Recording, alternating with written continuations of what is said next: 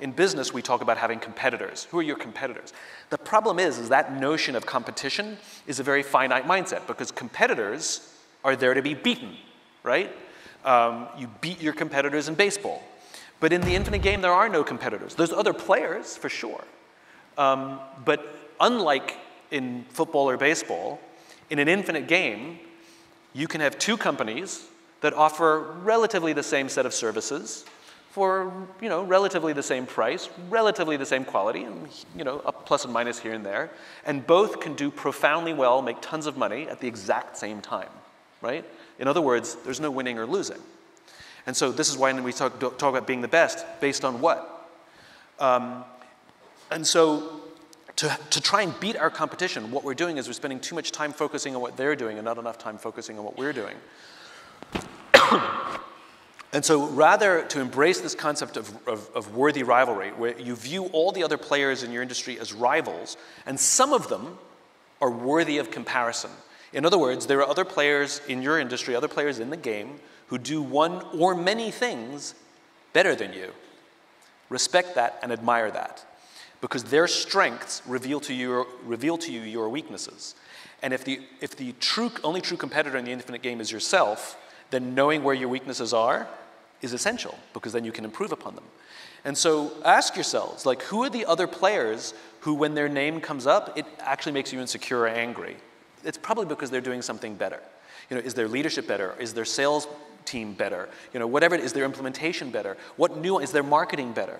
And instead of trying to beat them or get angry, respect them, learn from them, and then go apply the lessons to yourself. A game of constant improvement. You can do it tomorrow.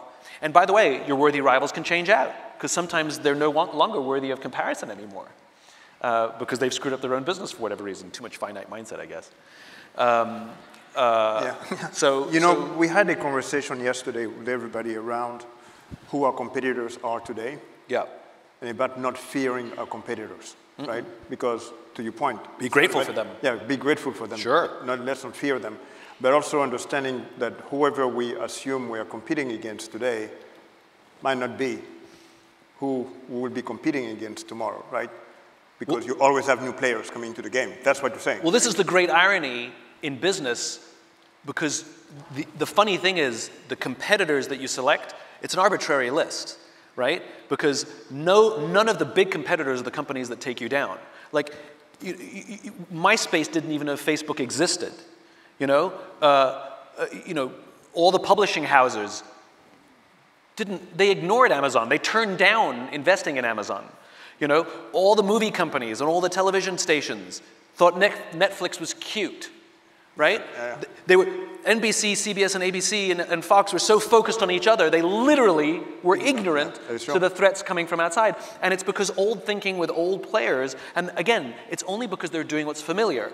You're taking somebody who's a senior executive at a company who's come up through an industry, who's been doing the same thing for 20 or 30 years, and now you're going to say, stop all of that.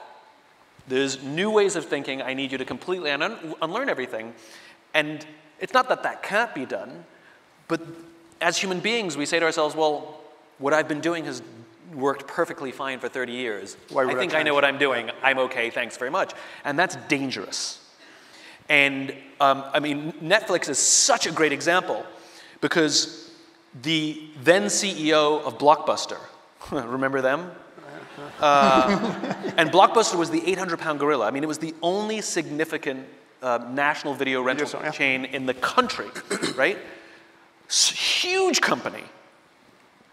And we knew this new technology called streaming was available, and it wasn't quite good enough yet, which is why Netflix was experimenting with a new pricing model. If you remember, it was subscription, and you could get the DVDs, keep them for as long as you want, send it back, and then they'd replace them. And then eventually they knew eventually that would become streaming.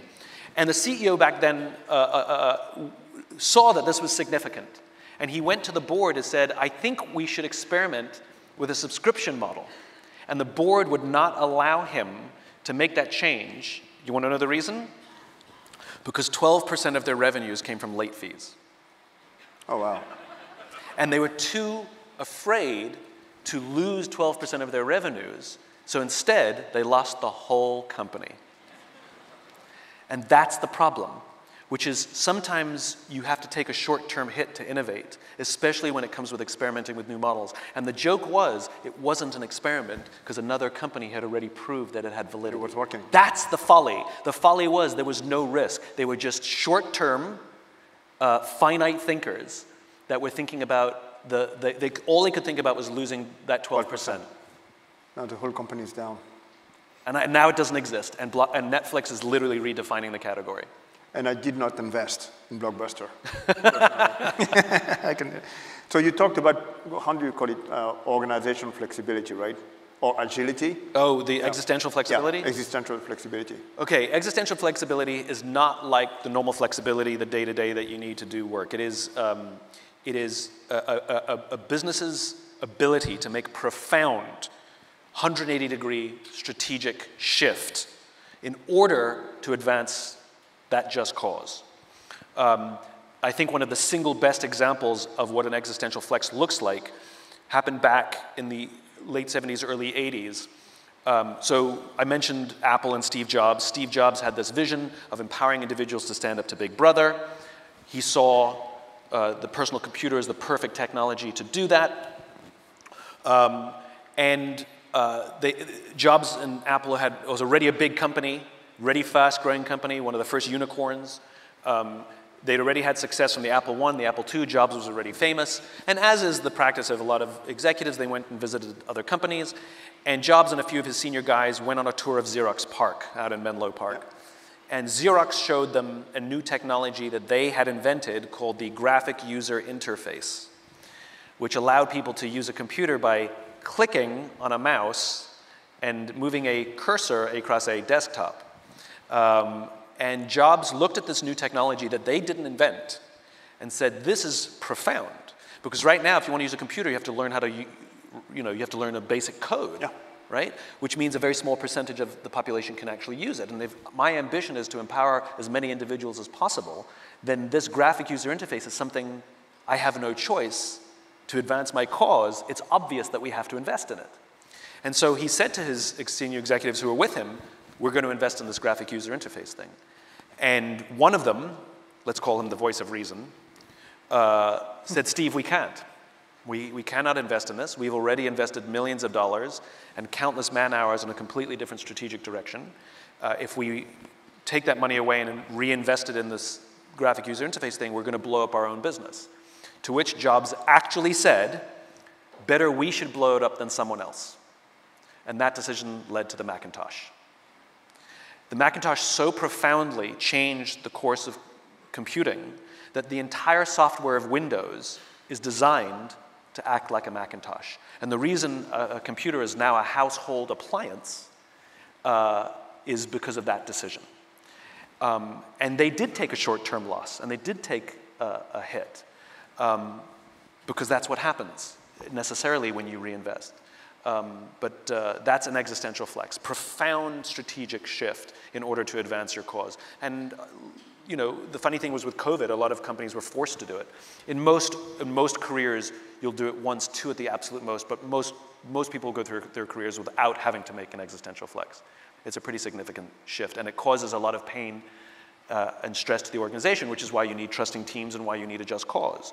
Because if you have a just cause, this shift is like, of course we have to make this change. And if you have trusting teams, they go, all right, this is going to suck, but we're on board.